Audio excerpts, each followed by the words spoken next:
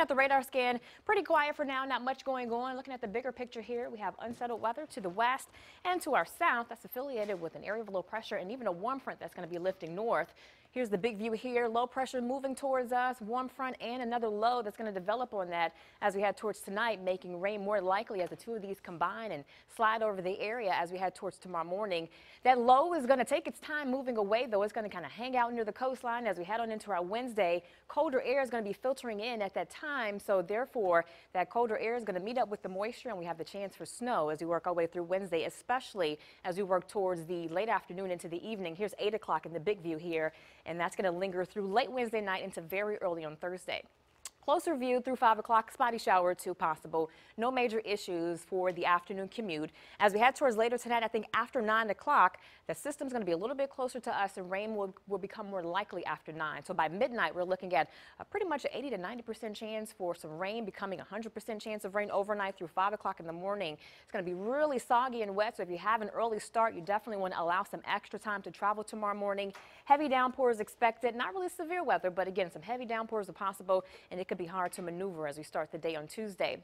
Then that low is going to sit offshore a bit, so we're going to get a bit of a break in the activity through the afternoon. We'll have a few showers around, but not as wet as what we're expecting early in the morning, so we'll call it just the scattered coverage for the afternoon and through the afternoon drive. And then as we work our way towards our Tuesday night heading into our Wednesday, again, that low is still going to be offshore. It's going to meet up with some colder air, and another little disturbance is going to kind of slide in as well. So that's going to make rain more likely as we work our way towards our Wednesday morning. This is 7, 8 o'clock. We're expecting a chilly rain.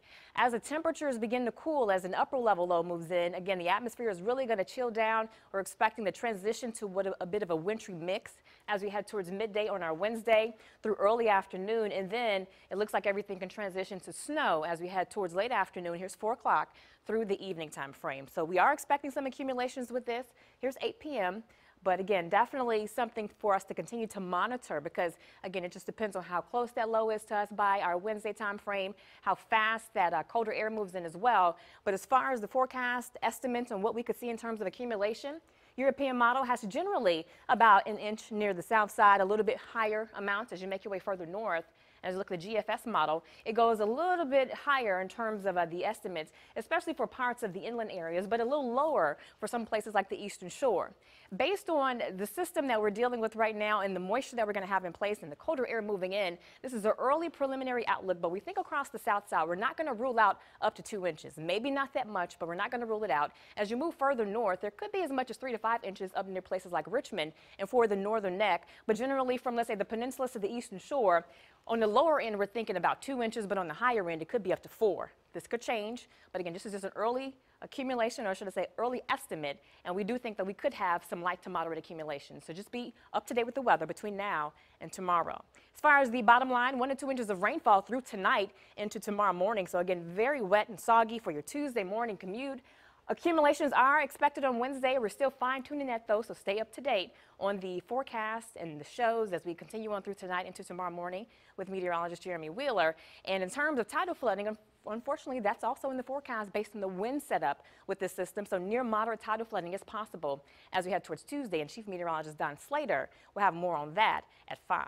As far as Tower Chem 10, it's a dreary scene out there. Temperatures are into the mid to upper 50s and even low 60s in some spots. 63 right now in Portsmouth, 57 for Hampton. We have 62 for Suffolk. And for tonight, we'll keep the temperatures right around the mid to upper 40s. It's going to be a mild night. And again, rain is likely after 9 p.m. Wet to start the day Tuesday. We'll get a break in the activity. More moisture moves in here on Wednesday, transitioning to snow. And then as we head towards the end of the week, thankfully, drying out, and it's going to be a cold first weekend of spring, highs only in the 40s.